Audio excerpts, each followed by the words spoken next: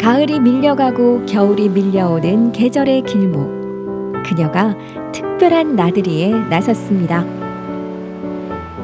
한여름에는 해수욕 인파가 북적이고 또 요새는 캠핑이나 차박 명소로도 인기를 끌고 있는 영덕 장사해수욕장에 나와봤습니다. 한여름에 북적이는 분위기도 물론 좋지만 또 지금처럼 살짝 쓸쓸한 것 같으면서도 이 고즈넉한 분위기도 참 좋은 것 같은데요. 그런데 이곳 장사해변에 아주 뜨거웠던 역사의 발자취가 서려 있다는 사실, 여러분 알고 계셨나요? 영덕의 바다에만 희미하게 남아있는 우리의 아픈 역사. 하지만 누군가의 기억 속엔 결코 지워지지 않는 친구나 아들의 이름인데요. 인천 상륙작전을 성공시킨 숨은 주역, 장사 상륙작전의 가려진 진실을 만나봅니다. 영덕의 바다가 품고 있던 뜨거운 역사. 오늘 이곳에서 우리는 어떤 이야기와 마주하게 될까요? 저 먼 곳에서도 눈에 확 띄는 이 배가 바로 장사 상륙작전 전승 기념관이라고 합니다. 이 안에 어떤 이야기들이 들어있을지 들어가 보도록 하겠습니다. 따라와 보시죠. 착공 8년 만에 드디어 지난 11월 16일 장사 상륙작전 전승 기념관이 개관했습니다. 굉장히 긴 기다림 끝에 이렇게 장사 상륙작전 전승 기념관이 개관을 했잖아요. 이 기념관이 개관을 하게 된 그 의미가 무엇일까요? 우리나라 국민들은 성공한 인천 상륙작전만 기억하고 계십니다. 하지만 인천 상륙작전의 성공을 위한 양동작전이었던 장사 상륙작전 잘 기억하지 못하고 계신데요. 그러한 어떤 성공적인 작전을 온 국민들에게 알리고 몸소 체험할 수 있는 공간이 바로 이 장사 상륙작전 전승 기념관입니다. 그동안 잊혀진 전투였던 장사리 전투가 온 국민들에게 알려질 수 있는 홍보의 장이 되고, 또한 자라나는 미래 세대에서는 애국 순례지로서 거듭날 수 있도록 우리 기념관에서는 정강 현실을 비롯해서 그 체험관을 별도로 마련해서 운영할 예정입니다. 한땐 군사 기밀이었던 장사 상륙작전. 이젠 가려졌던 진실과 마주하는 공간이 탄생한 건데요. 우리도 그 시간 속으로 들어가 볼까요? 오늘 저의 친절한 동행이 돼주실 해설사님을 소개해드리겠습니다. 안녕하세요.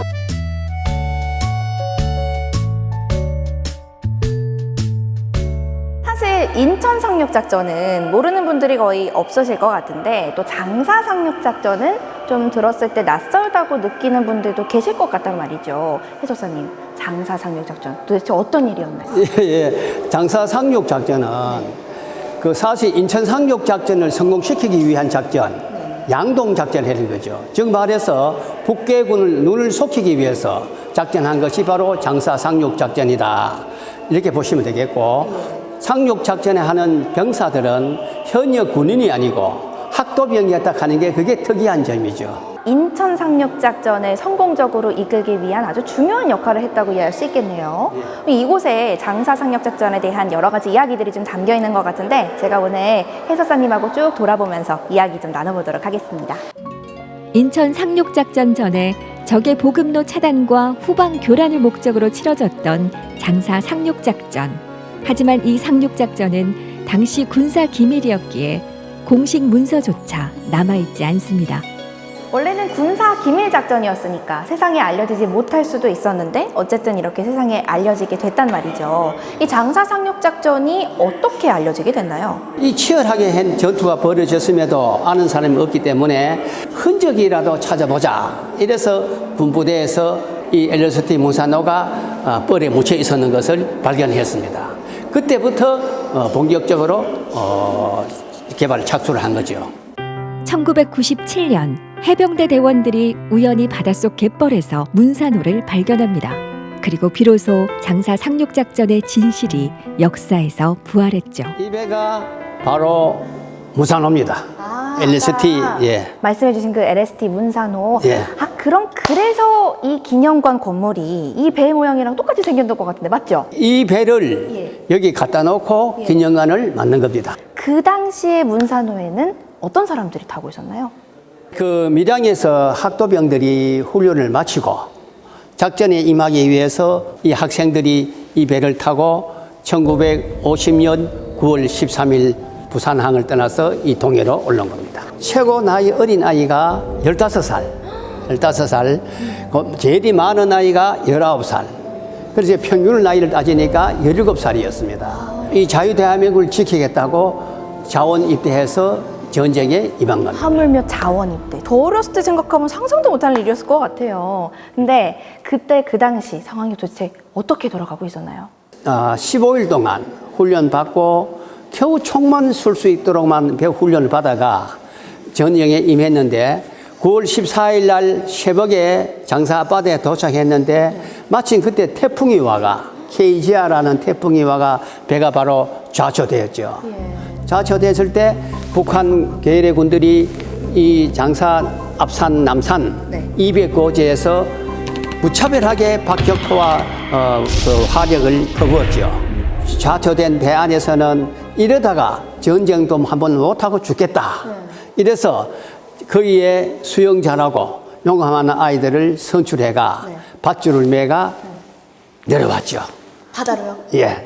내려와가 해물 쳐가지고 그 모래밭에 도착을 해가 그 학생들이 집중적으로 그 북계군 200고지의 지휘소가 있는 곳을 향해서 포위망을 좁혀가서 6시간 만에 우리 아군들이 지휘소를 탈환했습니다. 학도병 772명이 탑승했던 문산호. 태풍으로 배가 좌초됐지만 학도병들은 전투를 포기하지 않았습니다. 수많은 희생 끝에 적군의 보급로 차단 임무를 완수해냈죠. 이방은요, 우리 학도병들이 772명 중 정대원 718명이 여기에 잠들고 있는 곳이죠. 그래 많은 그 사람들이 왔을 때 이 위표를 보고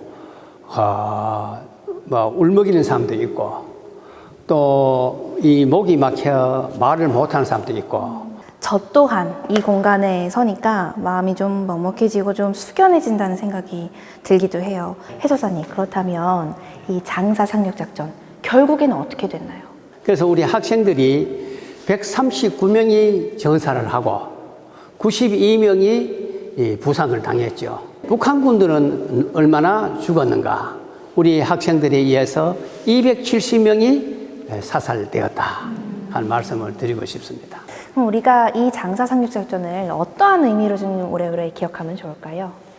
그러니까 지금 6.25 동남 사변 그 전쟁을 잊혀져가는 이 시대에 우리가 다시 한번 되새기면서 이 나라가 있게 한 그 동기가 어디서 있었는가 다시 한번 상기하고 기억해 주시면 좋겠다. 그러는 것이 바로 목숨 바친 이분들을 위하는 길이고 숭배하는 길이 아닌가 그렇게 보고 있습니다. 아무런 대가를 바라지 않고 아무런 망설임 없이 나라를 위해 전쟁에 뛰어든 진정한 호국 영웅들. 수많은 어린 학도병들의 희생이 있었기에 지금의 우리가, 오늘의 대한민국이 있습니다.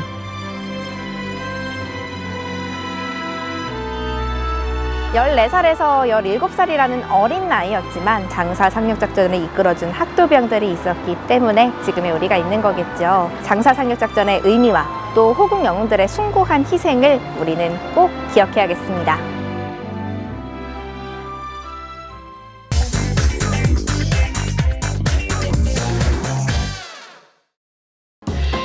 우리 지역에서 나는 제철 식재료를 이용해 밥상을 풍요롭게 채워갑니다. 로컬 푸드로 로컬 셰프가 만드는 건강한 요리법, 로컬 레시피.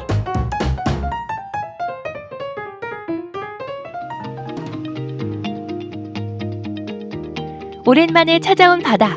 우리 지역 바다에서는 지금 어떤 건강한 먹거리가 기다리고 있을까요? 안녕하세요. 로컬 레시피의 박동주입니다. 제가 오늘 나와 있는 곳은요, 양남 읍천항입니다. 예, 뒤에 너무 예쁘지 않습니까? 네, 왜 항에 나와 있느냐? 제가 낚시를 하러 온 건 아니고요. 이곳에서 경주의 제철 음식 재료를 구하려고 왔습니다. 자, 경주에 오면 이분을 안 만날 수가 없죠. 영양씨, 그리고 뭔가 좀 특별한 나만의 요리를 만들어 주시는 우리 차원전 선생님을 모셔보도록 하겠습니다. 선생님, 안녕하세요.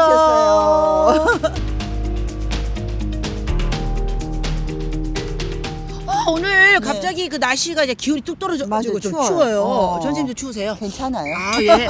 군대 이렇게 추운데 뭐 굳이 이렇게 한까지 이렇게 찾아오셔가지고 그러게. 뭐 어떤 걸 구하시려고? 아니 요철이 되면 네. 아주 그냥 살이 통통하게 오른 녀석이 있어요. 저요?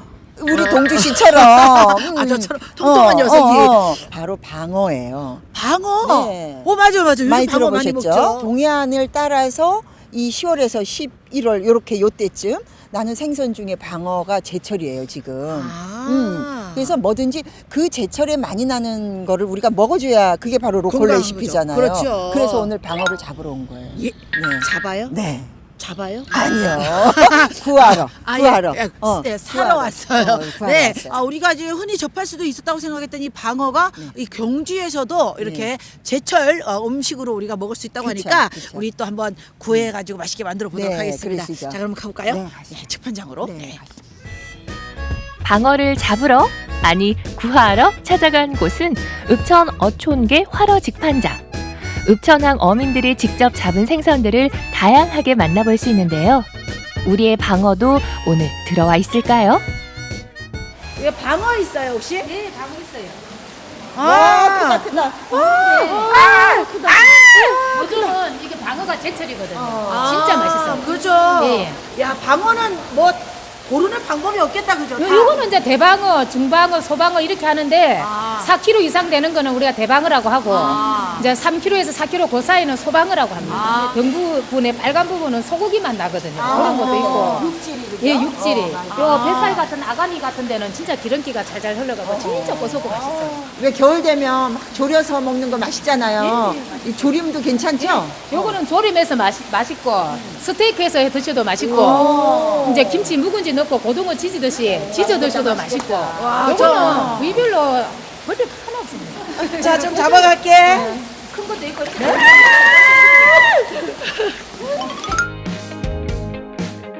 그리하여 오늘의 레시피로 선택된 메뉴는 찬바람 불 때 즐기기 좋은 방어조림. 두툼한 방어살의 유혹이 시작됩니다. 네, 드디어 저희가 이제 방어를 잡지는 않고 그렇죠. 구해왔어요. 구해와서 네. 이제 조리할 준비가 다 되었어요. 그런데 방어를 겨울에 제철에 챙겨 먹어야 되는 이유가 있다면서요? 아, 있죠. 우리가 아무래도 겨울이 되면 내 체온이 자꾸 추워지잖아요. 그죠? 그렇죠. 근데 이 방어에는 이 지방산이 좀 듬뿍 들어 있어요. 이 지방산을 우리가 이제 섭취를 하게 되면 내 체온에 조금 열을 주는 거죠. 쉽게 얘기해서. 그러니까 추위가 견딜 수가 있는 거죠. 좋은 재료인 거죠. 그런데요, 제가 또 궁금한 게 네. 주부들이 네. 이 사실 생선 이거 잘 못 만지거든요. 이 조금 방어를 좀 이렇게 손질하는 법. 특히나 이게 이제 비린내가 조금 있을 것이다라고 생각들을 많이 하는데, 네. 얘 한번 냄새 맡아보세요. 어떠세요? 생선 냄새 나요. 그냥 그죠. 네네네네네네. 그래서 사실은 이게 비늘이 없는 애들은 비린내가 많다라는 인식을 갖고 있지만 방어는 그 대신 비린내가 거의 없어요. 그다음에 이제 손질하는 방법은 오늘은 저희가 미리 이제 시간 관계상 손질을 좀 했지만 보통 우리가 이제 식초물에 있죠. 네. 살짝 조금 담궈 두시면 또 굉장히 신선도를 좀 높일 수 있어요. 그렇게 손질이 된 네. 우리 방어 그리고 재료들을 이제 하나씩 소개를 해드리도록 네, 하겠습니다. 자, 일단 오늘의 주인공 네, 짜자잔 방어요. 방어. 네. 저희가 아까 이제 봤을 때는 네. 이제 방어가 이제 굉장히 컸지만 그쵸. 그걸 가지고는 저희가 다 먹을 수 맞아요. 없으니까 다행히도 이제 어린 새끼가 네, 있었어요. 작은 녀석으로. 네, 작은 네. 녀석으로 네. 이렇게 준비를 했고요. 네, 네. 그리고 이건 뭔가요? 여기는 이제 밀가루, 네. 그다음에 부침가루, 그리고 찹쌀가루 오늘 쓸 거예요. 궁금하네요. 네. 조림에 이게 왜 들어갈까? 그건 잠시 후 공개하겠습니다. 자, 그리고 이제 예. 홍고추. 방어조림을 만들기 위한 간단한 오늘의 재료를 소개합니다.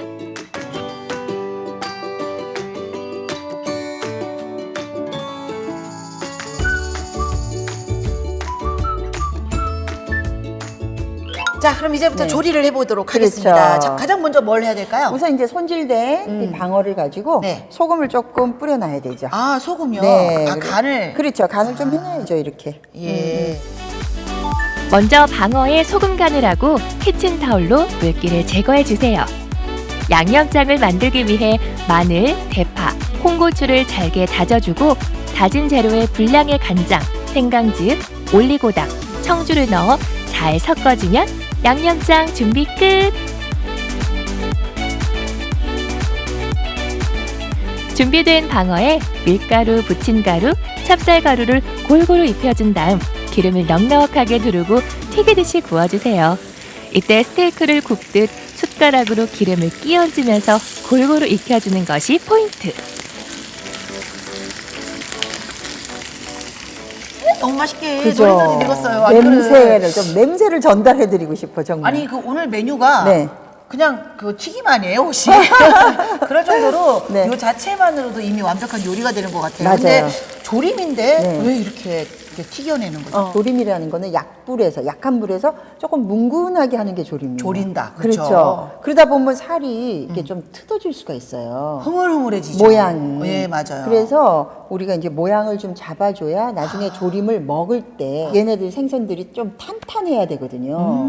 그래서 한 번 더 모양을 잡아주기 위해서 튀기듯이 굽는 거예요. 아, 코르셋을 입는 것처럼 잡아주는 비유도 거. 너무 좋아서 잡아주는 맞아요, 거. 잡아줘야 되는 거예요. 야, 그래요. 그러면 사실은요, 이 네. 그 고등어를 구우면은 네. 이렇게 튀기기만 해도 집안이 그냥 막 냄새가 말이 아닌데. 엄청난데 그 비린내가 엄청난데 안 그래요? 방어는 안 그래요. 그러네요. 네네. 그러니까 네. 집에서 뭔가 이렇게 등푸른 생선을 먹고 싶은데 냄새 때문에 걱정하셨던 분들은 이제 요즘 방어를 사다가 맞아요. 이렇게 구워두셔도 될 것 맞아요, 같아요. 맞아요. 네. 자, 그러면 이 상태에서 이제 옮겨서 이제 쪼리면 되는 거죠. 쪼리겠습니다. 네. 구운 방어에 준비해둔 양념장을 붓고 물기가 없어질 때까지 졸여주면 금세 맛있는 방어 조림이 완성됩니다.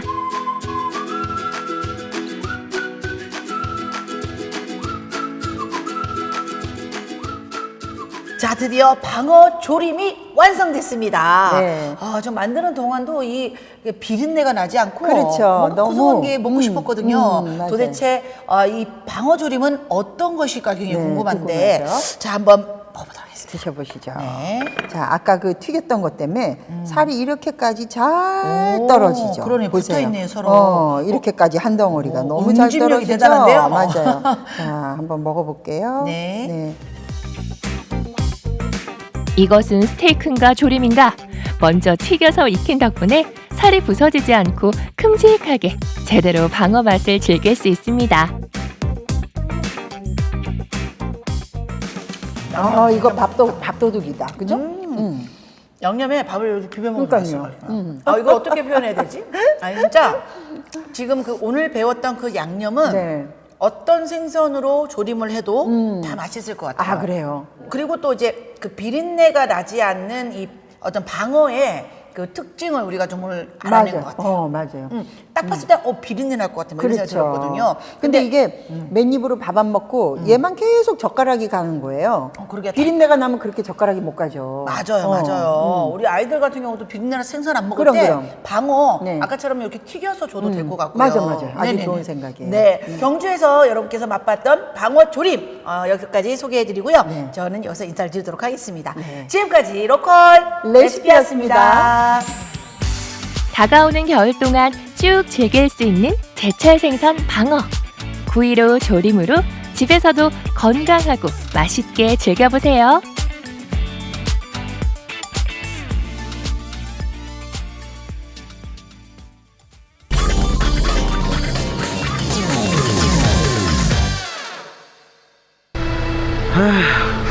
한숨밖에 안 나오네.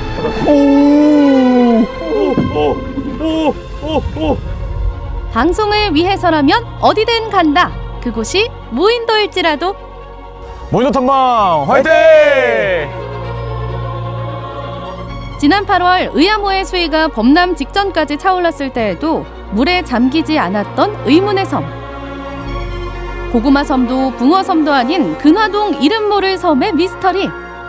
대체 정체가 뭐야? 와인잔 같기도 하고 사람의 각선미 같기도 하고 흡사 도끼자루를 연상시키는 이 섬의 크기는 대략 축구장 2개 넓이. 혹시 뭔지 아세요? 그냥 섬인데요. 새들이 집 짓고 뭐 새들의 낙원이 아닐까? 가서 한 번 정도는 탐방을 해보고 싶은 마음도 있죠. 이거 붕어섬도 아니고 여기 뭐라 그래요? 잘 모르겠는데 저기 들어오면 못 들어가죠. 짐승들도 없을 것 같고 물 가운데니까. 예전에는 저기 연결이 됐었어요. 여기 가본 적은 있는데 그렇게 큰 섬은 아닌데. 들어가 본다면 재밌을 것 같아요? 안 재밌을 것 같아요? 재밌을 것 같죠. 100% 같이 가면 안 될까요? 궁금하면 취재를 해야지. 무인도의 정체를 밝히라는 특명이 세 사람에게 떨어졌습니다. 잘해봐요. 파이팅! 그치, 무인도가 보이는 춘천 MBC 전망대에서 일단 육안으로 살펴보는 3인방. 거기다 한번 여쭤봐야 될 것 같아. 아유, 쳐다본다고 답이 나오나. 어떻게 해야 할지 더 막막해집니다. 박웅아, 우리가 못 봤던 생물들이라던가 그럴 수도 있지. 그런 것들이 살 가능성도 있어. 도시에서 흔히 보지 못하는 것들이 있을 것 같기도 하고. 뱀 나오는 거 아닌가 모르겠다, 진짜. 뱀? 아, 저기도 뱀이에요? 물뱀 있지.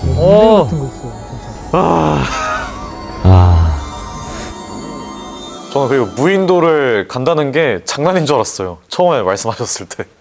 아, 진짜 갈까?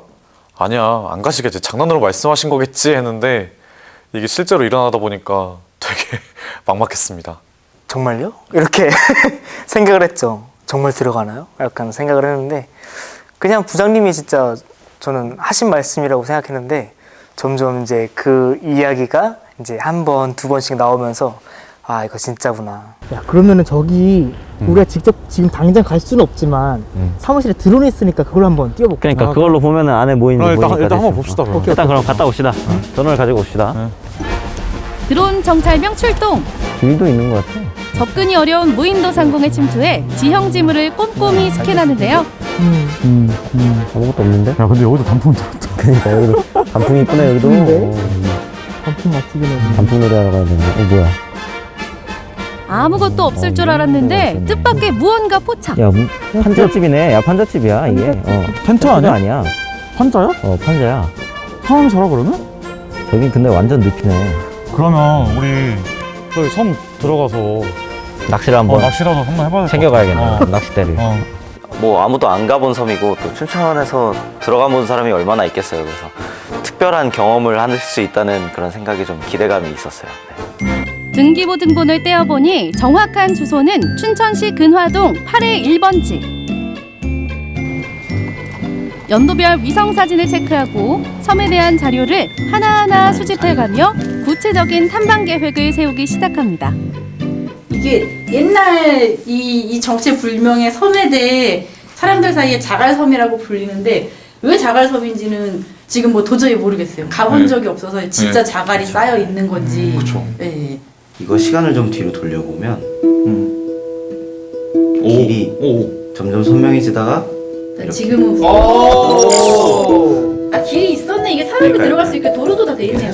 이 강바닥에서 골재 채취 허가를 해줘서 업체가 골재 채취를 쭉 하는데 이제 막자갈이라는 거는 잘 팔리지 않으니까 이제 그거는 이제 계속 쌓아놨던 게 섬이 될 정도로 쌓였던 거예요. 2008년, 2009년 요 사이에 이제 공사가 끝이 난 거죠. 끝이 났는데 섬만 덩그러니 남은 거죠. 골재 채취 사업은 끝났는데. 1992년 영상에서는 좀 더 길쭉한 지형으로 무인도의 존재가 확인되는데요.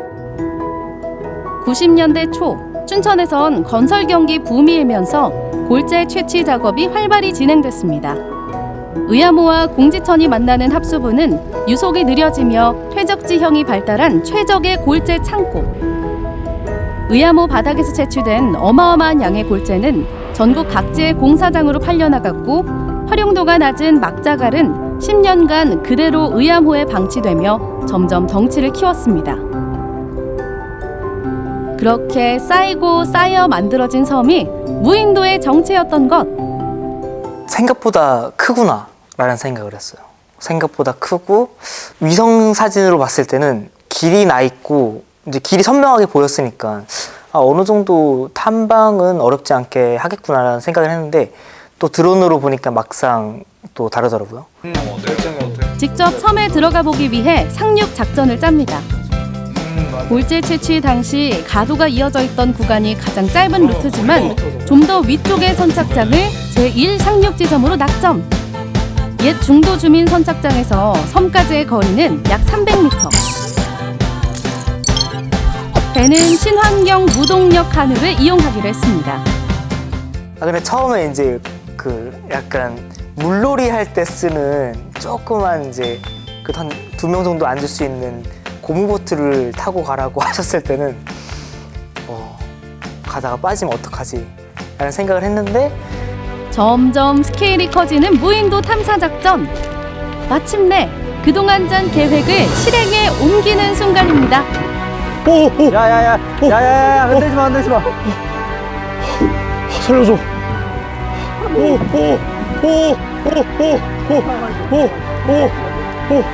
무서워. 진짜 개 무서워. 진짜 개 무서워. 어떡해.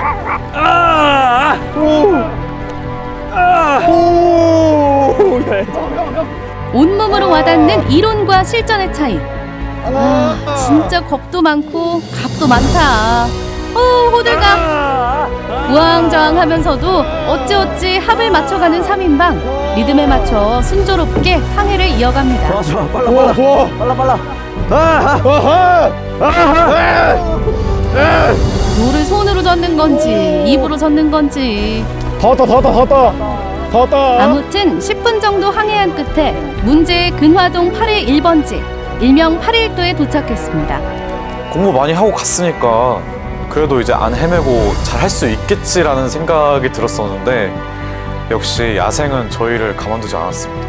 길들이 다 사람들이 다녔던 흔적이 있어서 섬 들어가기만 하면 뭐 탐험하는 데는 큰 문제가 없을 거라고 생각을 했는데 다음 편. 뭐야 이거? 진짜 있다. 시커먼 거 보고. 저 되게 기시 날리는 게 말 같다. 한 치 앞도 예측 불가능. 뭐야? 그러게. 나도 볼래. 발 디딜 곳 없는 밀림 그 자체. 이 배달인데요. 네 안녕하세요. 친구가 물 위로 4개가 나와 있으니까. 네. 이건 내 몫이니까 내가 가져가도 되죠? 네. 딱 한 번만 잡아줘라. 좌충우돌 3인방의 춘천 근화동 8일도 탐방기 2부도 기대해주세요.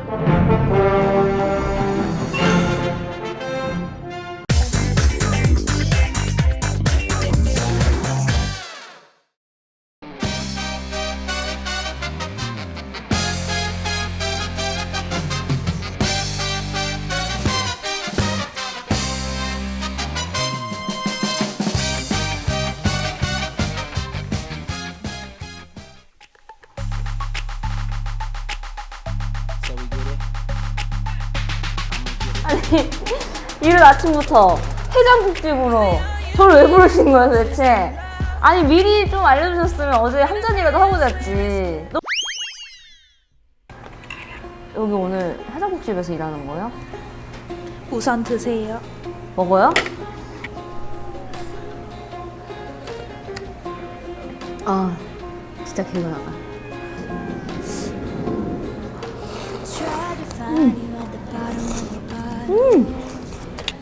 힌트 드릴게요. 그 뚝배기 안에 있는 것 중 하나가 힌트예요. 아 오늘 갈 곳은 힌트요? 자, 이 뚝배기 안을 잘 살펴보도록 하겠습니다. 우선 이 콩나물이 가장 많고요.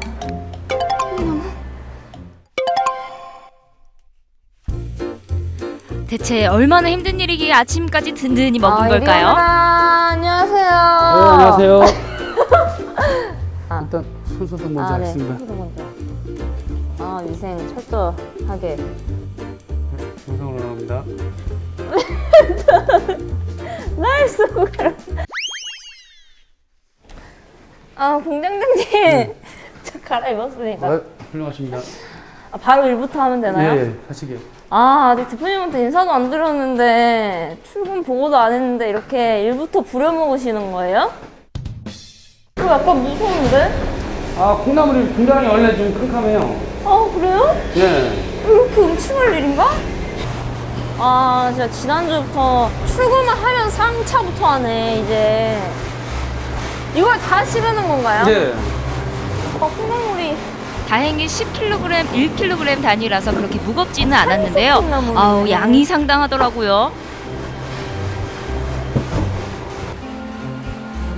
이제 다 실었나 싶었는데 실으실게요. 아우, 그럴 리가 없죠. 아니 이게 지금 하루에 얼마나 나가는 거예요? 요즘 다 콩나물이에요? 다 콩나물이 콩나물하고 숙주. 콩나물하고 숙주. 아, 숙주도 하는가 보구나. 그러면은 이게 지금 어디로 지금 보면 업체 이름이고요. 네. 여기가 어린이집이면 어린이집, 학교면 학교. 아, 어린이집이랑 학교, 초등학교, 네. 와, 고등학교, 중학교. 학교에 엄청 많이 공급되는구나. 아니, 왜 서울에서 광주 콩나물을 자실까? 진짜. 아니, 왜 서울에는 콩나물을 안 파나? 약간 이런 생각도 들었고, 사 먹을 때가 많을 텐데 우리 회사 거를 굳이 먼 곳에서 주문해서 드신다는 것 자체가 우리가 자부심을 가져야 될 것 같아요. 그러면 하루에 물량은 어느 정도 이렇게 납품이 되는 거예요? 하루에 평균 한 2톤 정도 생산하고. 1톤이요? 2톤이요. 2톤이요? 네, 그렇죠. 어마어마하구나. 시장이든 마트든 어디서나 쉽게 구할 수 있는 식재료가 바로 콩나물이잖아요. 그런 콩나물을 멀리서도 찾고 하루에 2톤씩 납품한다니 점점 우리 콩나물에 대한 궁금증이 커져갔습니다. 대표님께 인사드리도록 하겠습니다. 사장실, 프레지던트 룸. 안녕하세요, 사장님. 예. 안녕하세요. 우리 대표님이신가요? 예, 대표입니다. 반갑습니다. 오늘 하루 일을 도와주신 분이라고? 네. 아이고, 반갑습니다. 어서 오십시오. 아니, 오자마자 일부터 시키셔가지고 옷을 이렇게 입고 인사를 드리게 됐어요. 이게 더 이쁜데? 아, 그래요? 천사 같지 않아요? 그렇죠. 하일 가지고? 네. 아, 뭐 남들이 그러더라고요. 대학생 때 뭐. 이야기 많이 들었죠. 아, 뜨거워. 아니, 근데 진짜 제가 살짝 보니까 콩나물이 그냥 콩나물이 아닌 것 같더라고요. 콩나물에요. 산소를 투입을 하게 되면은 콩나물이 스트레스를 안 받거든요. 아, 콩나물도 스트레스를 받아요? 그렇죠. 콩나물 받아요. 그래서 콩나물을 스트레스 안 받게 하는 것이 용존 산소량을 높여서 주게 되면은, 물하고 혼합해서 주게 되면은 스트레스 안 받아서 자기가 가지고 있는 맛을 그대로 보유를 하고 해서 태어나요. 그래서 잘 자라요. 그러다 보니까 소비자들은 사실 어떻게 커서 어떻게 나온지는 모르지만은 나의 자부심은 산소량을 많이 투입을 해서 키웠기 때문에 콩나물이 아삭아삭 잘 부러져요. 또 부러지는 것은. 아, 아삭아삭해가지고 네. 탁탁 부러지는구나. 부러져요. 강직해가 부러져요. 콩나물의 성장과 품질을 좌우하는 빛과 물. 빛에 노출되며 콩나물 대가리의 색이 파래져 버리기 때문에 출하 직전까지 어두운 상태를 유지시켜주고요. 산소 함유량을 4배 이상 높인 물을 이용해 아삭한 식감과 고소한 맛을 높였습니다. 아니, 안 그래도 아까 여쭤보니까 2톤, 하루에 2톤이 나간다고 하더라고요. 2톤뿐이 아니고 군납을 할 때는 하루에 6톤까지 나갔어요. 6톤? 네. 그러면은 솔직히 매출이 네. 조금 상당할 것 같은데요? 여기서 다 매출을 이렇게 말할 수는 없지만은 뭐 콩나물로서는 단품으로서 그렇게 매출을 많이 내기는 쉽진 않죠. 매출이 어느 정도 되세요? 또 매출 물어보고. 아니, 원래 그거는 비밀이에요. 공식 질문이요, 공식 질문. 다 말씀하셨어요. 모든 대표님들 다 말씀하셨는데. 대략 네. 뭐 월로? 4, 5억 정도. 월로? 네. 그러면 계산하면 되죠. 월로 그러면 얼마예요? 뭐 한... 대표님 클래스 보셨죠? 그냥 월에 억소리가 나게 말씀을 하신 거 보면서 와, 이게 콩나물이 진짜 무서운 거구나. 이 와중에 이거 싱싱한 것 좀 봐. 자꾸 찾게 되는 콩나물. 예. 그 녀석 정체를 살펴보도록 하겠습니다. 제가 또 산소 같은 여자냐? 산소 같은 여자가 이 산소 먹은 콩나물을. 아, 너무 추워요, 선배님. 아, 냉장고 원래 추워요. 여기 하나씩 들어가 같이 드려요. 같이? 네, 혼자 좀 무거우니까. 하나, 둘, 셋. 무거워. 자. 무거워. 콩나물을 키우기 위해 가장 먼저 콩나물의 원료인 콩을 준비하는데요. 냉장 창고에 보관되어 있는 콩을 세척실로 옮겨줍니다. 선배님이 다 하시네. 자, 갑니다. 아, 너무 추워요. 여기로 옮겨요? 네, 여기다 올릴 수 있겠어요? 안 될 것 같은데? 아니, 진짜 공장장님 너무 하시네. 이게 무슨 콩이에요? 그 무안에서 나올 콩인데요. 네. 콩나물 콩이 따로 있어요. 아, 콩나물콩. 이것도 두부 만드는 거예요? 아, 이걸로 두부 안 만들어요. 그러면은 콩나물... 두부콩은 대두를 쓰고, 네. 이건 소립. 소립? 네, 소립.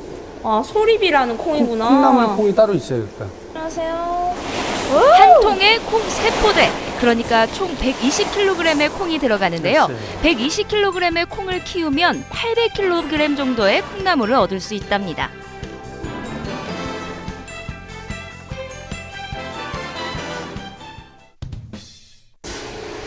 어느 정도 물이 차올랐다면 삽을 이용해 콩을 저어가며 깨끗하게 씻어주는데요. 이렇게 하면 이제 묻은 흙 먼지 같은 것이 다 씻겨져요. 아, 이제 제가 한번 세척을 해볼게요. 세척하는 노하우가 따로 있나요? 그냥 젖어주면 되나요? 네, 잘 골고루 젖혀야죠. 골고루. 네. 아, 확실히 힘이 없네. 힘이 없다고요? 네. 아, 아침부터 일을 시키니까 그렇죠. 아침부터 힘이 남아도는 줄 알았어요. 오후에는 힘이 납니다. 아, 밥을 안 먹으면. 네, 점심밥을 먹고 나면 힘이 나요.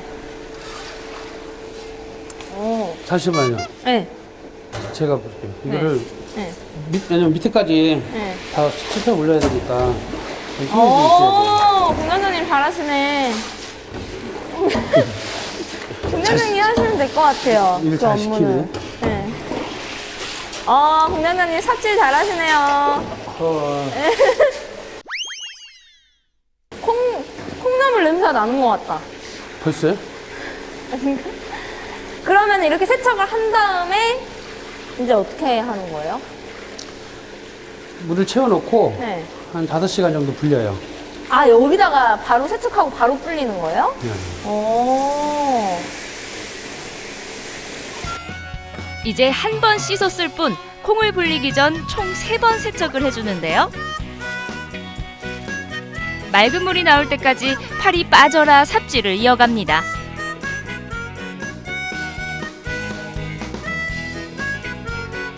그 다음 물 위에 뜬 콩나물 껍질까지 제거해주면 콩 준비 완료! 이렇게 불려놓고 통통하게 잘 부르렴.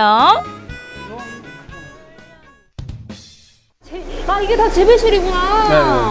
아, 그럼 요일별로 이렇게. 요일별로 들어가고 있어요. 아, 이건 그럼 며칠 된 콩나물이에요? 지금 오늘 3일째 되는 날입니다. 3일째 되는 콩나물 들어가 보도록 하겠습니다. 여기는 또 따뜻하다.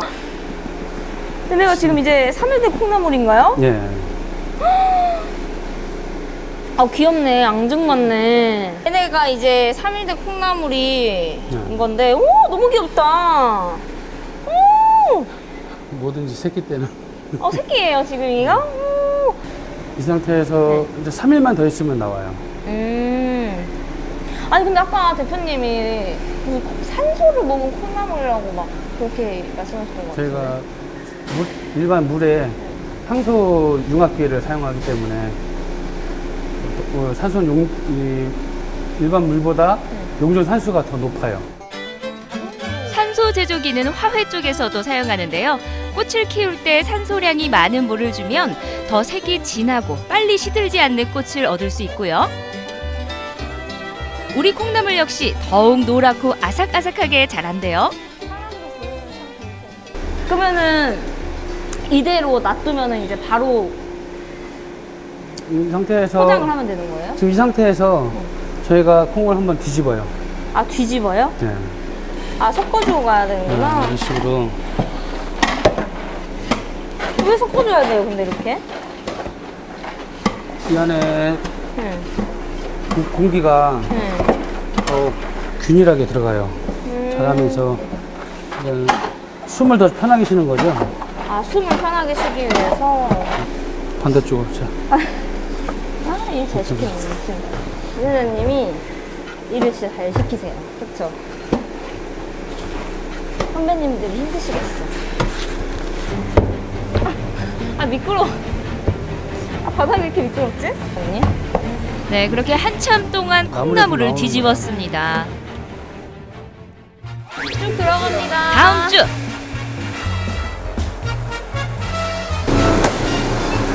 아, 약간 뭔가 채굴하는 느낌이다. 어둠 속에서 이어지는 노동, 과연 끝낼 수 있을란가?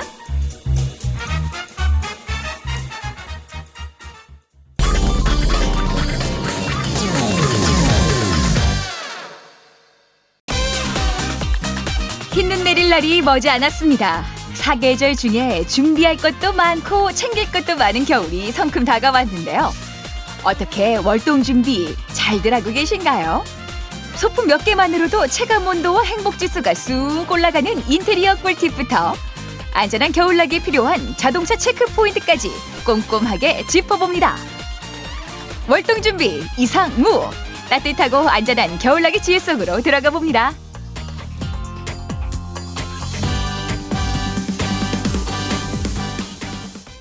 네, 오늘 아침 추위 기세가 매섭습니다. 홍성은 어제 아침보다 기온이 10도 이상 떨어지면서 한파주의보가 내려졌는데요. 아니, 아버지 안 추우세요? 옛날에는 이거보다 한결 더 추웠지. 우리 아버지는 추운 것도 모르셔. 아니, 어머니, 아니, 우리 보일러 좀 틀을까? 영 썰렁한 것 같은데. 아니, 우리끼리 있는데 뭘 틀어. 그냥 있지. 엄마 담요 좀 줘봐요. 아유, 영 썰렁한데. 이거라도 덮고 있어야 되나?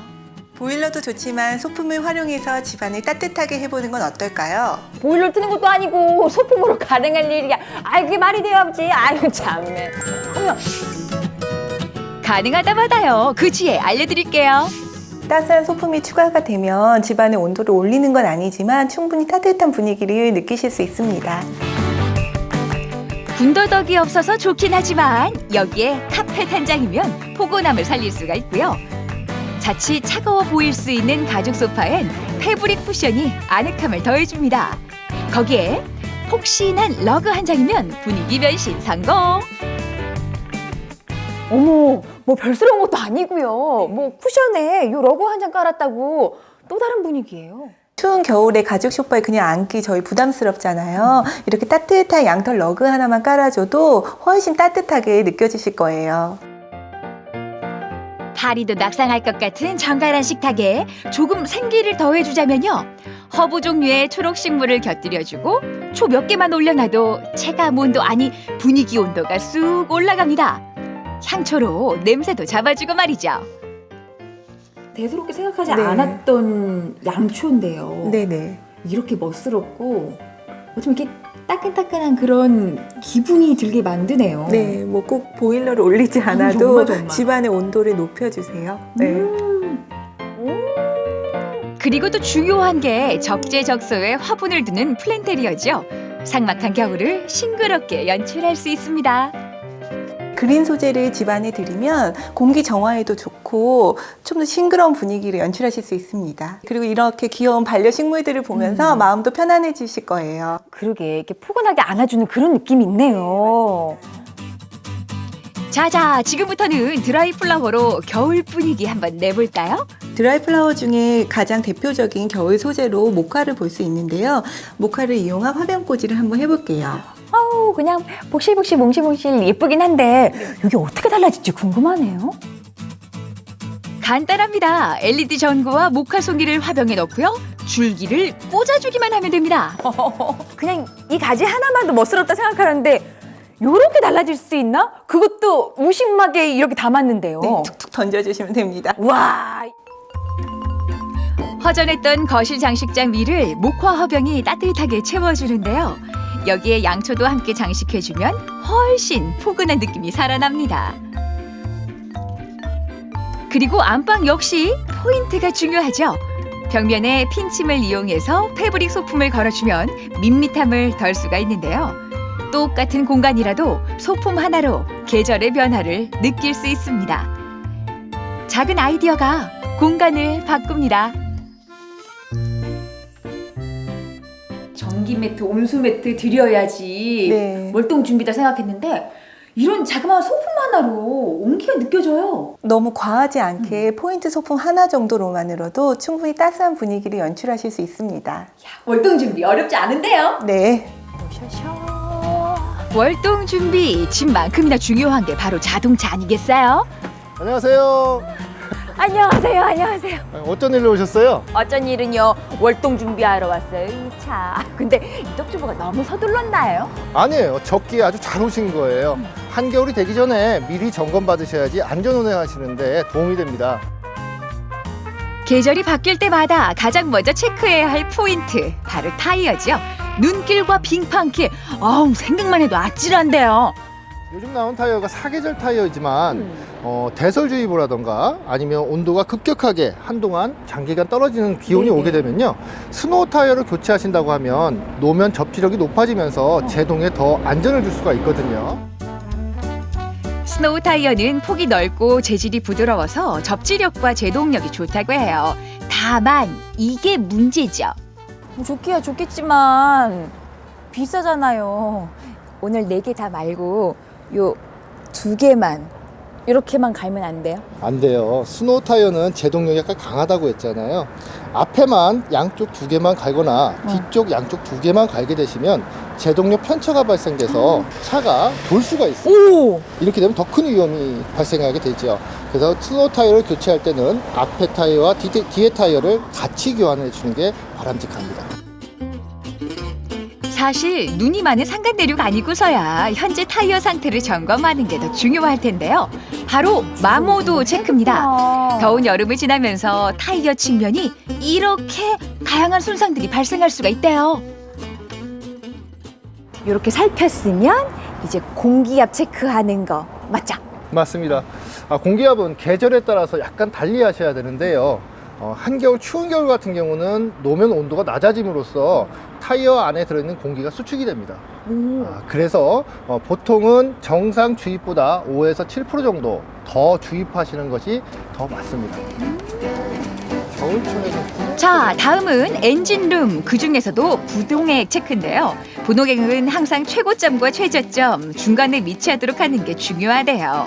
만약 최저점 아래에 있다면 부동액을 보충해 주는데 혹시나 누수가 없는지 점검하는 것도 포인트입니다. 그리고 부동액의 비중도 꼭 체크해야 된다고 하는데요. 100% 업니다. 비중을 점검하는 거는 겨울철에 필수사항이고요. 부동액이 얼게 돼버리면 엔진 자체가 파손이 돼버립니다. 팽창에 의해서 파손이 되기 때문에 겨울철 되기 전에는 미리 점검하시는 기본 포인트입니다. 그리고 겨울철 운전자들을 골치 아프게 하는 바로 배터리가 있죠. 시동이 걸리지 않으면 그것만큼 난감할 데가 없는데요. 바로 지금이 적기입니다. 날씨가 추워지게 되면 배터리 성능도 낮아지게 됩니다. 네. 추웠을 때 시동을 걸었을 때 시동 기간이 좀 길어진다던가. 덜덜덜덜덜 이거 말씀하시는 거죠? 그렇죠. 배터리에 힘이 없으면 시동 자체가 약간 지연이 올 수가 있습니다. 그런 증상이 있다고 하면 전문 정비업소 오셔서 이렇게 측정을 하시면 교체 여부를 판단할 수가 있습니다. 그리고 겨울철 와이퍼 사용량이 여름철 못지않다고 하는데요.